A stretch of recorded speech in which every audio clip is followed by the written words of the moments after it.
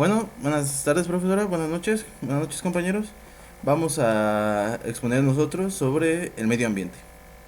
Nuestro equipo está conformado por Alejo Martínez Gabriel, Blancas Flores Antonio Manuel, Martín Carrillo Dafne, Pineda López Christopher y yo, Sánchez Lara Diego.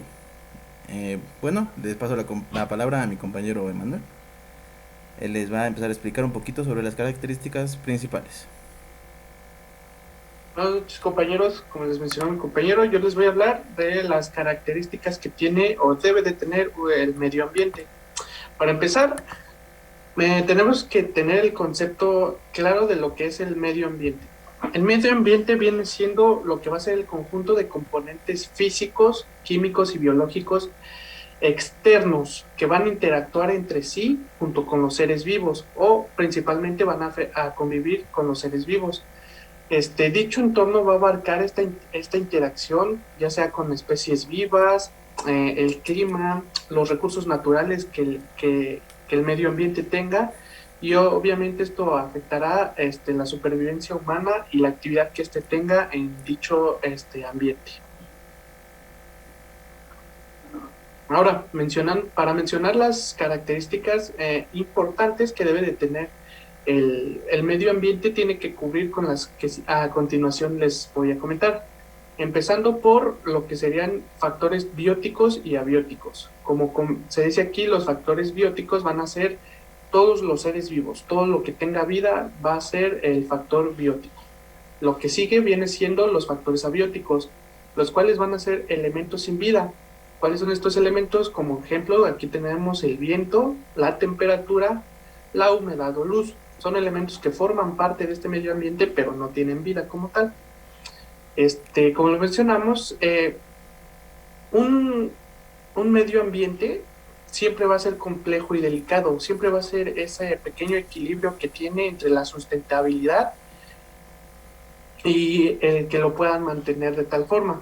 Cada uno está relacionado y si uno se ve afectado, afecta a los demás y empieza a haber un círculo vicioso en el que se va perjudicando a otro y al siguiente y al siguiente y al siguiente. Entonces, como primera característica tenemos a los organismos. Estos organismos vienen siendo o van a ser el conjunto de especie, de individuos de una sola especie o diferentes que se encuentren en el ambiente, en el medio ambiente a ser estudiado. Entonces siempre vamos a encontrar diferentes tipos de especies o una sola, pero siempre en un medio ambiente. Después también vamos a tener lo que es el aire. El aire, pues, puede ser un concepto muy básico, pero es una de las características importantes que tiene que tener un medio ambiente para poder tener seres vivos.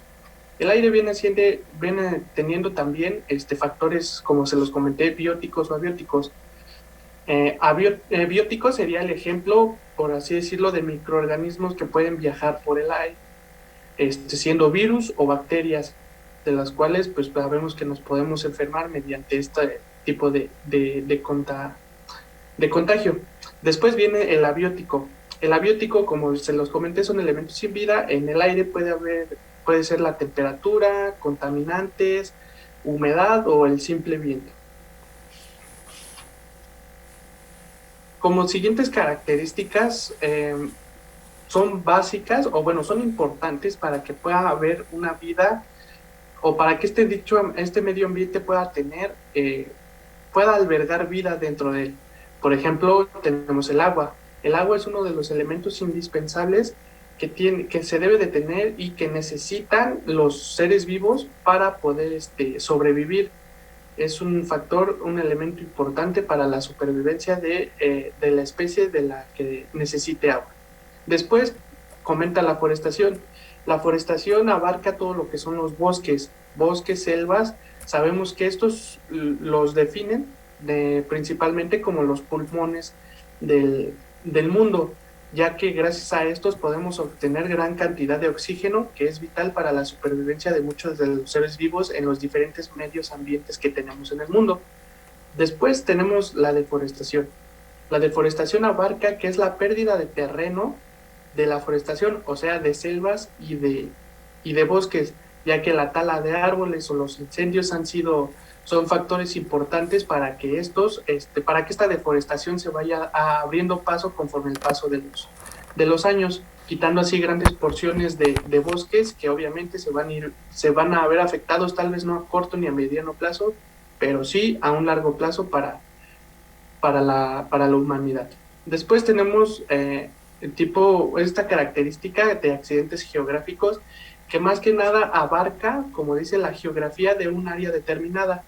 Por ejemplo, vendría siendo qué tan riesgoso es para una población para una población estar cerca del mar o valles rodeados por montañas, los cuales pueden encerrar mucha contaminación y esto abarca a problemas mayores, como puede ser que como está rodeado por valles guarde contaminación y esto a su vez sea perjudicial para los que viven en ese valle porque en vez de inhalar oxígeno en su totalidad, también inhalan lo que vienen siendo contaminantes del famoso smog que se va juntando por contaminación de los vehículos y el quema de combustibles fósiles. Tenemos la temperatura tal vez digan que no es un factor importante, pero sí, porque no todas las especies se acoplan o viven a la misma temperatura, algunos más, algunos menos, pero también depende mucho la temperatura para que una especie pueda vivir en un ambiente tal, como puede ser la diferencia entre animales que viven en el Polo Norte o animales que viven en el desierto. Cada uno se adaptó a una temperatura claramente diferente y si los ponemos en contraposición a sus hábitats naturales, obviamente es probable que no sobrevivan. Igual nos podría pasar a nosotros, pero nos podríamos acoplar. De todo eso depende el cómo se me fue la palabra, nos acoplemos, nos acoplemos a dicho ambiente, ¿no? También tenemos los recursos renovables y no renovables. Estas características son importantes ya que los recursos renovables marcan que se debe de tener un consumo, son aquellos que se tienen que producir a la misma velocidad o mayor de las que se consumen. Obviamente si hay un consumo mayor y no se puede ir renovando ese recurso, pues a la larga se va a perder y no se va a poder volver a generar y esto va a marcar un problema a la larga para la sociedad, ya que se pierde un recurso que puede ser importante y a la larga no se va a poder recuperar. Y los renovables pueden ser, son el petróleo o el gas, que dependen meramente de la mano humana porque no se puede conseguir naturalmente y se necesitan maquinaria, procesos, etcétera, etcétera, que el humano ha inventado para poder recurrir a ellos y obviamente no son recursos renovables. Buenas noches, compañeros. Yo les voy a hablar sobre los tipos de ambiente, en los cuales encontramos el ambiente acuático, el terrestre y el aéreo. El ambiente terrestre son los espacios en la Tierra que constituyen el 30% de la superficie del planeta. Estos corresponden a los desiertos, las sabanas, las selvas, los bosques y las zonas de cultivo.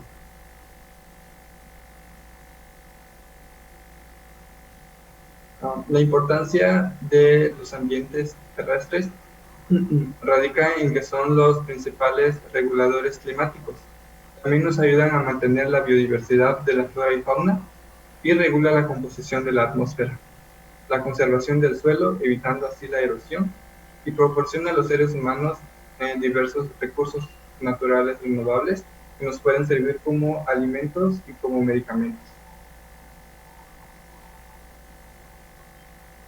El ambiente acuático son todas aquellas aguas que se distribuyen a lo largo del globo y corresponde al ecosistema más abundante, siendo así el 70% de la superficie total del planeta. Existen dos tipos de ecosistemas acuáticos. Los primeros son los acuáticos interiores, que corresponden a los sistemas flóticos, que son aquellos que presentan fluidez o corrientes, como los ríos y los arroyos, y los sistemas lénticos, que son aquellos que suelen estancarse y no presentar corrientes, como los lagos y las lagunas.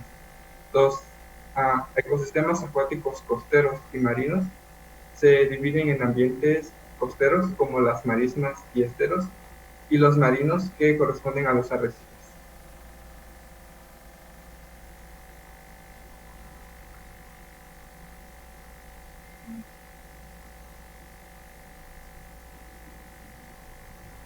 La característica de ese tipo de ambientes es que presentan una vegetación hidrófila, que es aquella que puede desarrollarse en la superficie del agua o bien dentro del agua, como los corales, y los animales que desarrollan su ciclo de vida en este ecosistema acuático. El ejemplo más popular son los peces.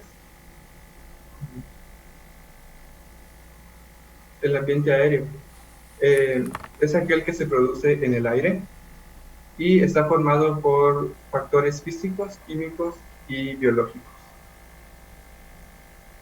Si bien no, en este tipo de ambiente, los organismos que habitan en él no pasan la mayor parte del tiempo ahí, sino que algunos lo contemplan o lo correlacionan, por ejemplo, las aves que vuelan y se la pasan volando la mayor parte del tiempo, pero para realizar otras necesidades fisiológicas como su alimentación, tienen que relacionarse con el ambiente acuático.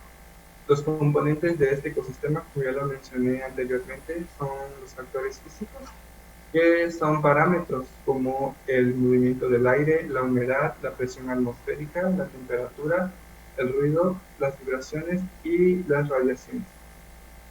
Los factores químicos, que son los componentes del medio, principalmente eso lo corresponden los gases, y por último los factores biológicos, que corresponden a aquellos organismos como plantas, animales y microorganismos, como pueden ser aves, insectos, etc.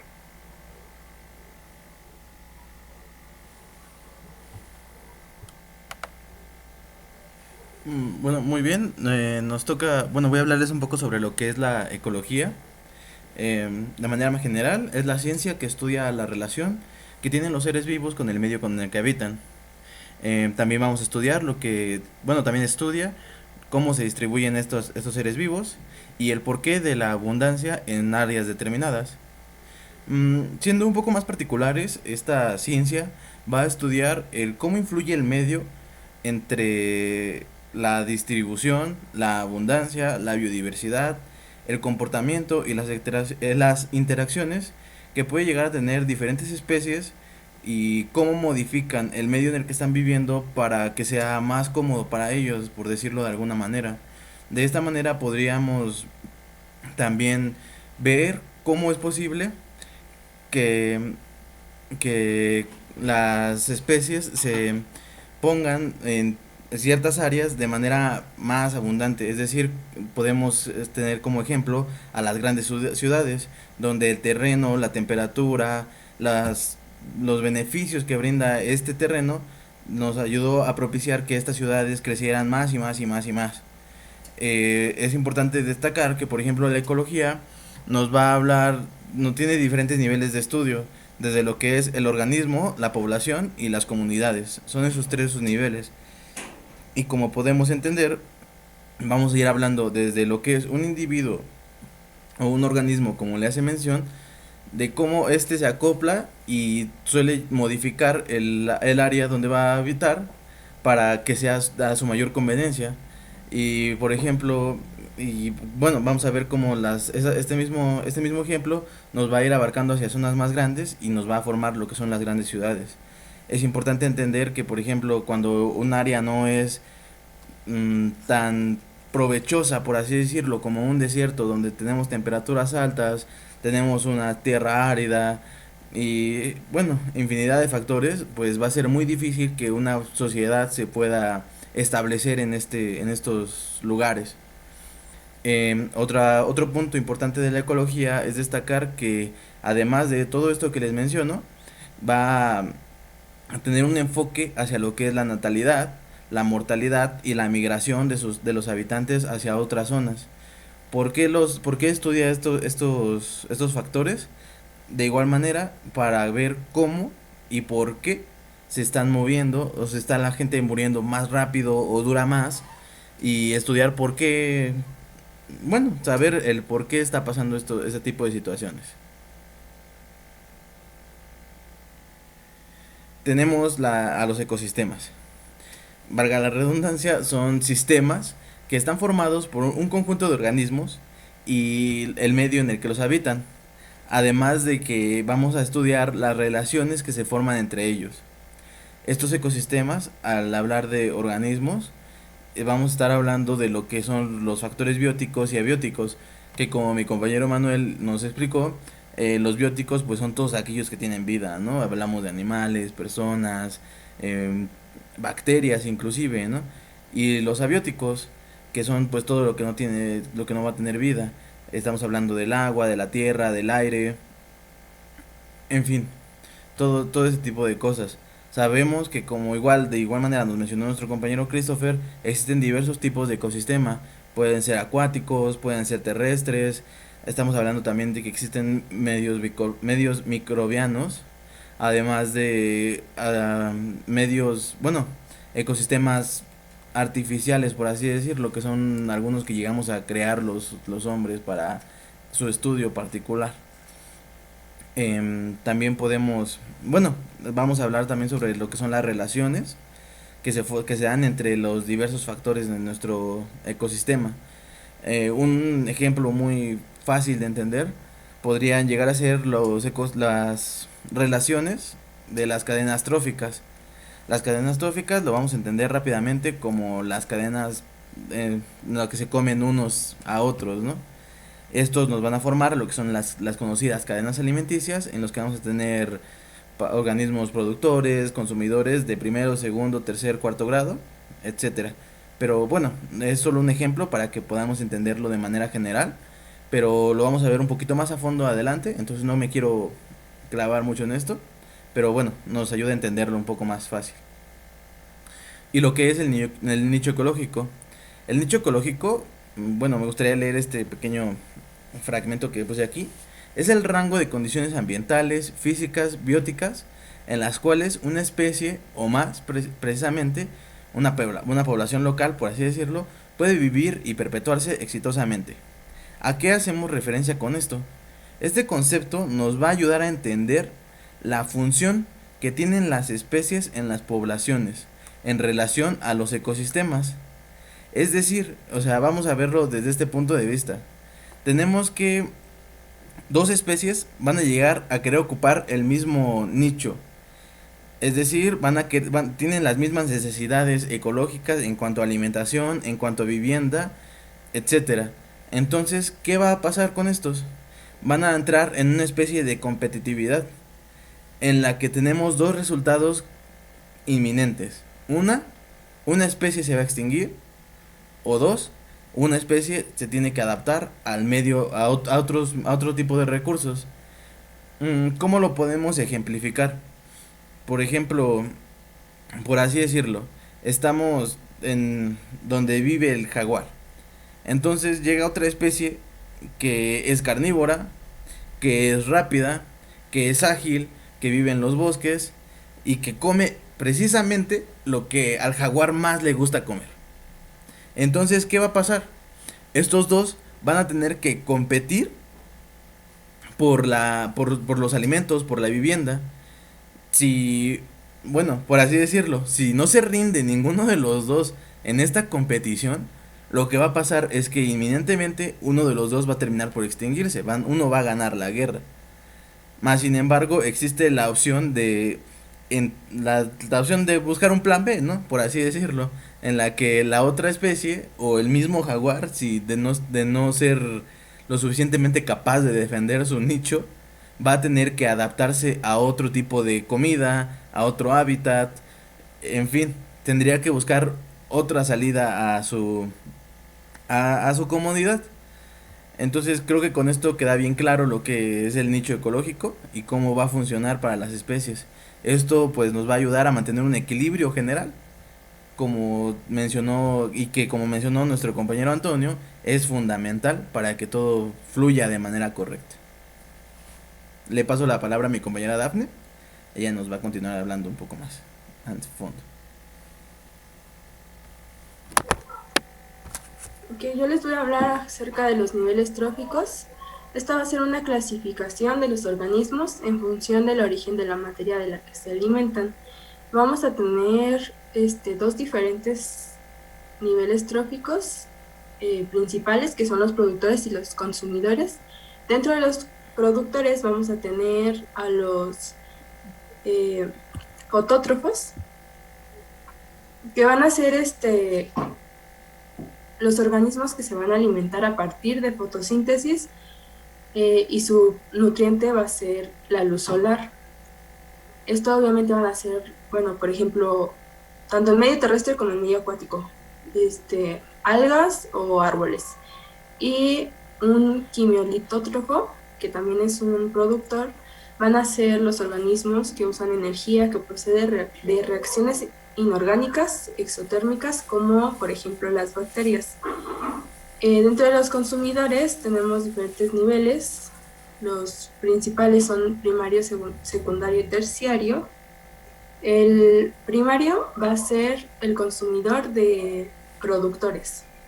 Va a ser un animal herbívoro, como por ejemplo el plancton, una jirafa, un elefante. Los consumidores secundarios van a ser los que se alimentan de estos, van a ser animales carnívoros que se alimentan de estos animales herbívoros, como un zorro, un gato, etc. También tenemos un consumidor terciario, en el que va a estar el mayor nivel de carnívoros. Estos se van a alimentar de otros carnívoros, como por ejemplo las hienas, los opilotes, etc. Un águila. También dentro de los de los consumidores tenemos saprófagos, que van a alimentarse de materia orgánica muerta, como por ejemplo los necrófagos o carroñeros, que se van a alimentar de cadáveres y materia orgánica descompuesta. Los coprófagos se van a alimentar de excrementos de animales, como son las moscas, y los detrítivores van a ser degradadores y comedores de detritos, o sea que se van a alimentar de materia orgánica fragmentada, como lombrices. Y dentro de estas existen dos subclasificaciones, que vamos a tener los primarios, que van a alimentarse directamente de detritos, y los secundarios, que van a alimentarse de detritívoros primarios. Y también tenemos los omnívoros, que en realidad estos son consumidores de todos los niveles tróficos. Van a compartir, obviamente, diferentes fuentes de energía, como por ejemplo los cerdos o los humanos. Y dentro de los descomponedores vamos a tener a los apófitos, que van a tener como alimento materia orgánica, pero no se van a ingerir realmente, va a ser una ingestión externa, como muchas bacterias y hongos. Y tenemos los mineralizadores, que van a obtener su energía a partir de metabolismo de otros organismos, transformándolo en sales minerales.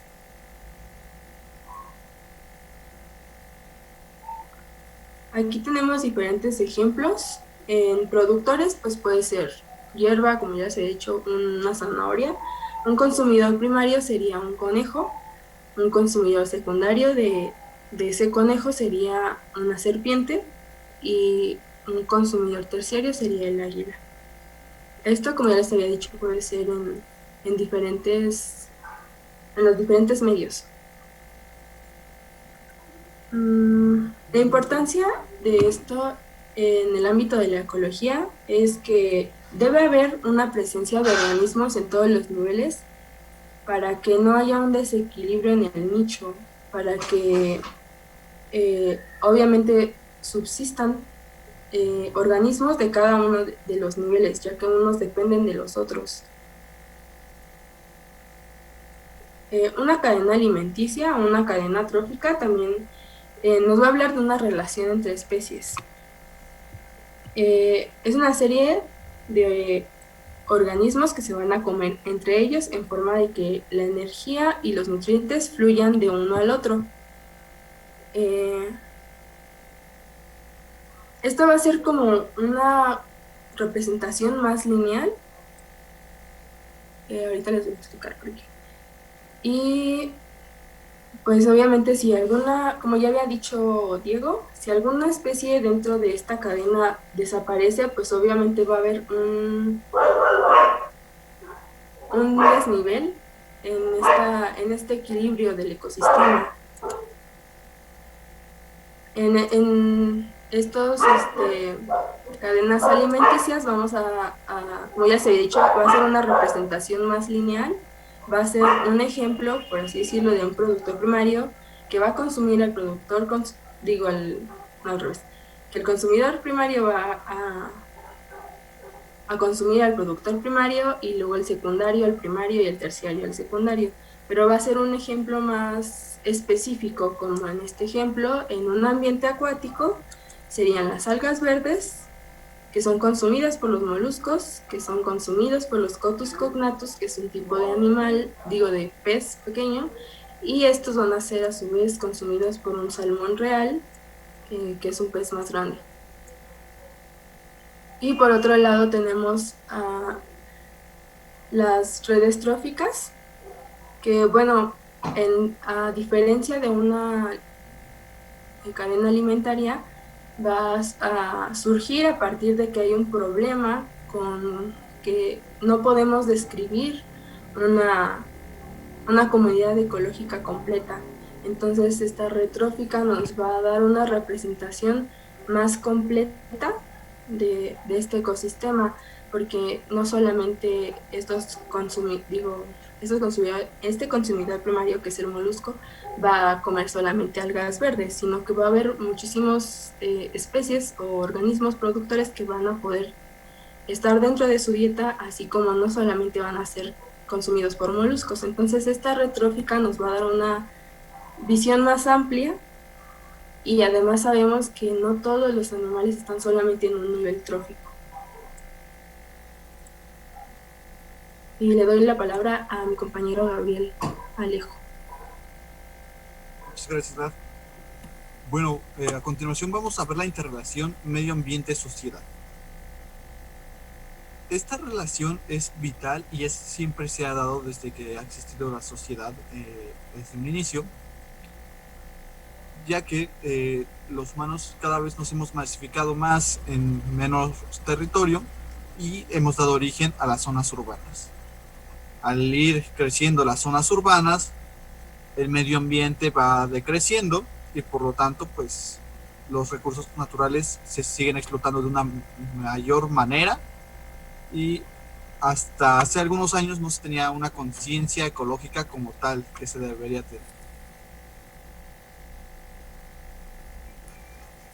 La naturaleza ha sido objeto de apropiación y de explotación al mismo tiempo, desde poder cubrir nuestras necesidades básicas hasta hacerlo por mera vanidad o una comodidad que no es necesaria. Se han explotado muchos recursos y de esta manera hemos afectado al medio ambiente sin ser conscientes de ello.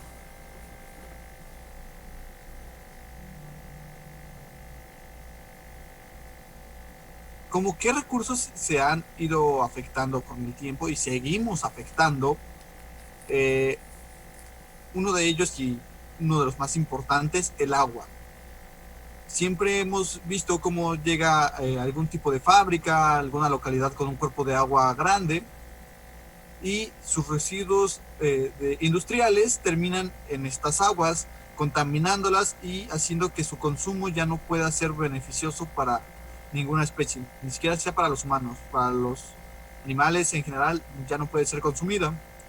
El suelo también es un recurso que hemos explotado demasiado, ya que hay varias técnicas para sembrar, entre ellas es como dejar ciclos para sembrar. Ejemplo es como sembramos en enero, de enero a febrero, y volvemos a sembrar hasta, no sé, agosto, septiembre, pero no lo vamos a ir haciendo de corrido. ¿Por qué? Porque la tierra sufre de erosión, lo que hace que el seguir plantando ya no sea beneficioso y ya no se dé ninguna planta. Por lo cual, si no hay una técnica correcta en este rubro, lo que va a pasar es que solo se estarían desperdiciando hectáreas de tierra innecesariamente. El aire también es un recurso que hemos ido afectando con el paso del tiempo en todas nuestras sociedades. El uso del automóvil, quemar basura, que se ha hecho una costumbre muy típica de algunas localidades, el uso de aerosoles, ha hecho que la calidad del aire vaya disminuyendo día con día. ¿Cuántas veces no hemos tenido que dejar nuestras actividades porque hay una contingencia ambiental del aire? Y por último, me gustaría englobar en alimentos las cosechas de nuestros suelos y todo lo que sea comestible para nosotros, porque somos una raza que ha desperdiciado demasiado. A veces lo hacemos por gula o por algunas otras situaciones, pero no se le da el máximo rendimiento que se le podría dar a los alimentos en realidad.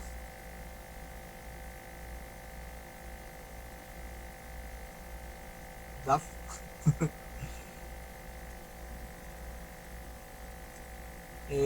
A todo esto, la OMS calculó que el 23% de la carga mundial de mortalidad y el 24% de la morbilidad se debe a factores ambientales, a cuáles a los que acabamos de decir anteriormente. Ahora,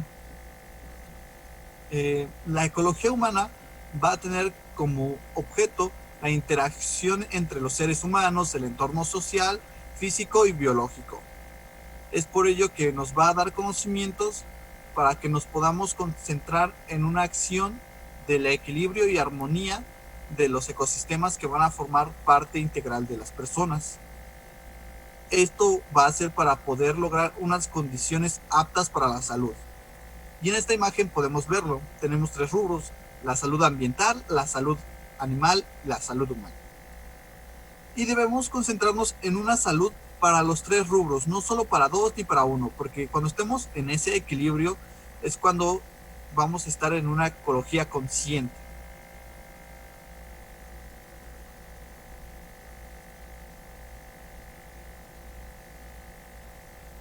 Pues bueno, para terminar, podríamos decir que la orientación y la responsabilidad que tenemos es hacer que participen otros sectores sociales en la promoción de la salud y para la prevención de distintas enfermedades.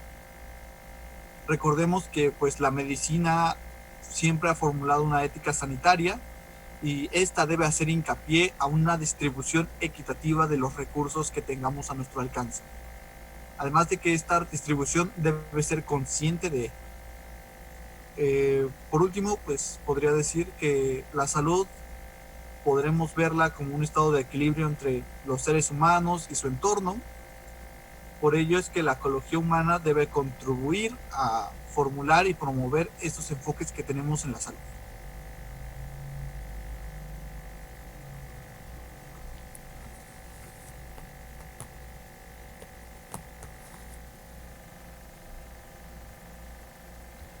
Y bueno, eso sería todo de nuestra parte. Enseguida vamos a pasar a la actividad en vivo. Esperemos que les guste, compañeritos.